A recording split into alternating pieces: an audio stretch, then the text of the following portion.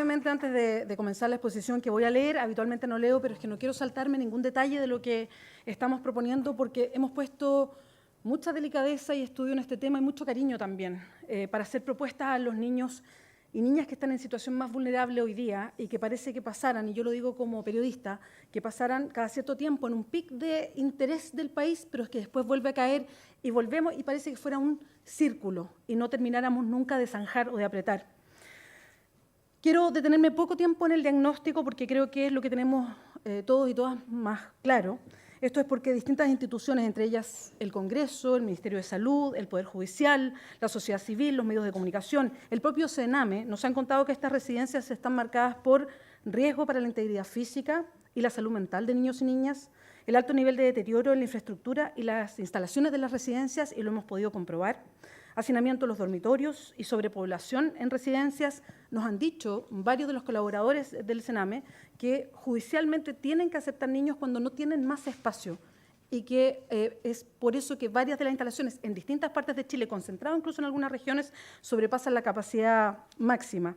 Mezcla de rangos de edad y perfiles de atención de niños, niñas y adolescentes, aumentando así la dificultad de atención y falta de competencias del personal para la atención de los niños, las niñas y los adolescentes en estas residencias. Y así podríamos seguir con un diagnóstico por harto tiempo. Pero hay una pregunta que como sociedad es bien interesante y no siempre la vemos, y es ¿por qué nos demoramos tanto en darnos cuenta de la situación en que viven los niños y niñas que están a cargo del Estado? ¿Cuál es nuestra opinión? Es que hay dos variables que marcan el grado de atención que un grupo de personas obtiene de la sociedad: su poder económico y también su influencia. En el caso de estos niños que viven en residencias de protección, las dos variables son cercanas a cero. Cero poder económico y cero poder de influencia. Si pensamos en otros grupos de personas, llegamos a condiciones de olvido o maltrato social que son bien parecidas. Los presos, por ejemplo, los ancianos abandonados y otras personas que hoy día son invisibles para la sociedad. ¿Qué hacemos entonces? A problemas sociales, soluciones que son sociales.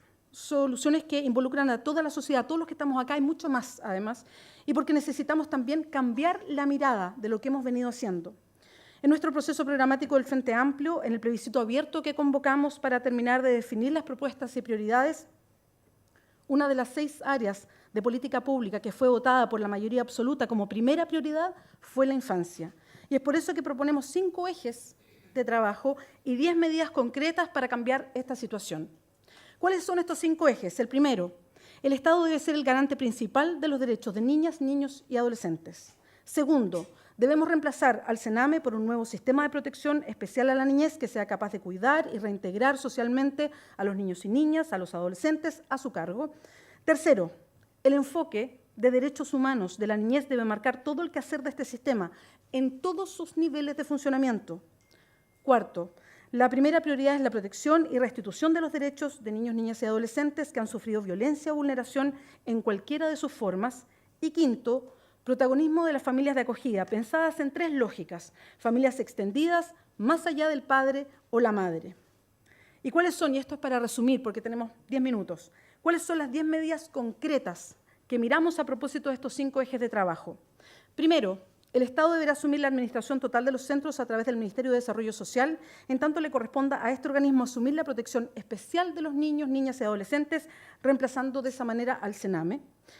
Segundo, instalar una red autónoma de vigilancia con protagonismo de la sociedad civil, y eso es muy importante, a cargo de revisar permanentemente las condiciones de los derechos humanos en todas las residencias.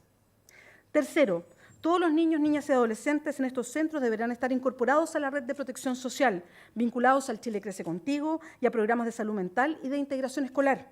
Asimismo, todos los requerimientos de profesional médico deben ser provistos por la red asistencial de salud. Cuarto, mejorar las competencias del personal mediante capacitaciones en manejo de infancia vulnerada, fortaleciendo así el vínculo de este nuevo sistema con universidades, centros de estudio y también con la sociedad civil. Quinto, condiciones definidas del personal a cargo. Cada centro residencial deberá contar con un director seleccionado mediante procedimientos en que participe el sistema de alta dirección pública, un mínimo de un cuidador por cada 4 niños, niñas y adolescentes residentes y un grupo interdisciplinario, además de trabajo constante. Punto 6. Residencias de tamaño pequeño, máximo 12 plazas, según estándares internacionales, y cumpliendo estándares sanitarios y ambientales que son protectores o que sean protectores, definidos participativamente por el Estado, la comunidad especialista, y por eso decíamos este contexto de universidades y sociedad civil que trabajan estos temas, y por supuesto la participación de la comunidad. 7. Asignación de residencias en base a las características de los niños, niñas y adolescentes. Y este es un tema especialmente delicado, considerando sus necesidades, considerando su edad, estableciendo rangos etarios máximos sobre los que debe delimitar su funcionamiento cada residencia, porque tiene lógicas distintas. Y así nos encontramos con una que debería obedecer a los 0 a 5 años, otra de 6 a 12 años y otra de 13 a 17 años. 8. Que el primer paso ante cualquier derivación sea un diagnóstico multidisciplinario para verificar si la decisión tomada por los tribunales de familia ha sido la correcta. La idea es evitar que entren los niños al sistema, ver todas las posibilidades en su familia extendida o familias de acogida para que no entre a una institución. Si vamos a las cifras, y yo sé que pueden ser contextos distintos, pero sí nos abre los ojos, en Chile por cada 100.000 habitantes hay 180 niños aproximadamente en una condición de institucionalizado, o sea que está en una institución de cuidado. En Brasil, por ejemplo, por 100.000 hay 62. Entonces, nuestra mirada tiene que ser más amplia para evitar que los niños entren al sistema de la institución. El noveno, en ese punto estoy, registro permanente y digitalizado asociado a la historia de vida de los niños, niñas y adolescentes residentes. No puede volver a ocultarse la información respecto al fallecimiento, por ejemplo, de algún niño o niña bajo la figura de egresos administrativos del centro, como lo que conocimos recientemente. Y 10, facilitación del tránsito a familias de acogida, promoviendo la entrega a familias extendidas más allá del padre o de la madre, el contacto con su familia de origen cuando la situación lo permita, buscando así la continuidad de las relaciones afectivas, el acogimiento familiar de familias voluntarias previa postulación a través del procedimiento de designación de tutores o curadores del Código Civil, y agilizando y ampliando la ley de adopción para que se agilicen de manera responsable los procedimientos de susceptibilidad que cuestan, incluyendo a familias homoparentales y también monoparentales.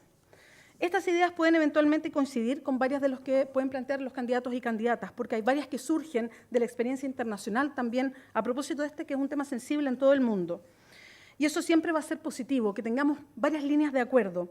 Pero a propósito de la discusión de gobernabilidad que habitualmente nos llaman, aquí hay un grupo, un gran punto, yo diría, a favor del Frente Amplio, y es la capacidad real de impulsar esta agenda. ¿Por qué? Lo haremos porque no tenemos deudas que cuidar ni favores que pagar. Las coaliciones tradicionales tienen dificultades a la hora de impulsar reformas de este tipo que tienen que ver con redes, que se han vuelto clientelares, familiares y partidarias también, intereses y que tienen intereses bien cuidados y bien directos en el aparato público. El Sename es un ejemplo de todo eso.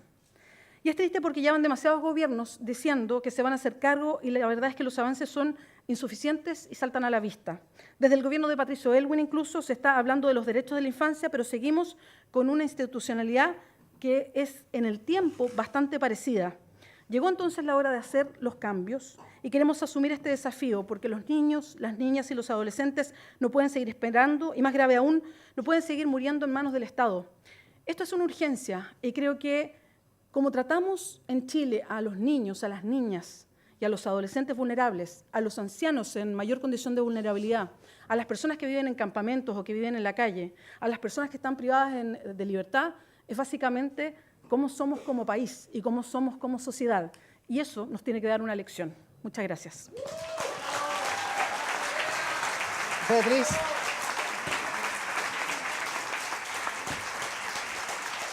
Muchas gracias.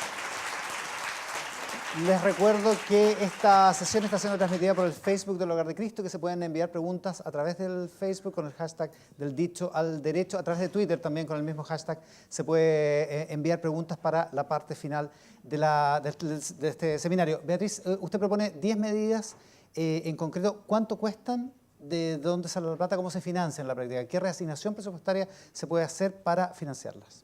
Nosotros vamos a presentar un programa de gobierno donde van a estar incluidas estas medidas con bastante detalle y cómo se tiene que proceder legalmente frente a ellas. Hay algunas que son de reordenamiento y otras que son proyectos de ley. Cuando presentemos el programa completo, y este es nuestro desafío como Frente Amplio, es decir, este es nuestro programa en general y va a costar esto, y esto por partidas. Y además vamos a decir directamente cómo lo vamos a financiar. Hemos adelantado algo, sí, y que es muy importante, porque nos dicen habitualmente que Queremos poner a los niños en primer lugar, queremos poner a la salud en primer lugar o a las pensiones. Y yo digo, no, hay que poner las tres cosas en primer lugar porque las tres cosas se necesitan. Necesitamos un Estado protector y no un Estado que nos garantice que hay negocio en todo lo que hacemos. ¿Cómo se financian toda esta red de protección social y que va incluido los niños más vulnerables?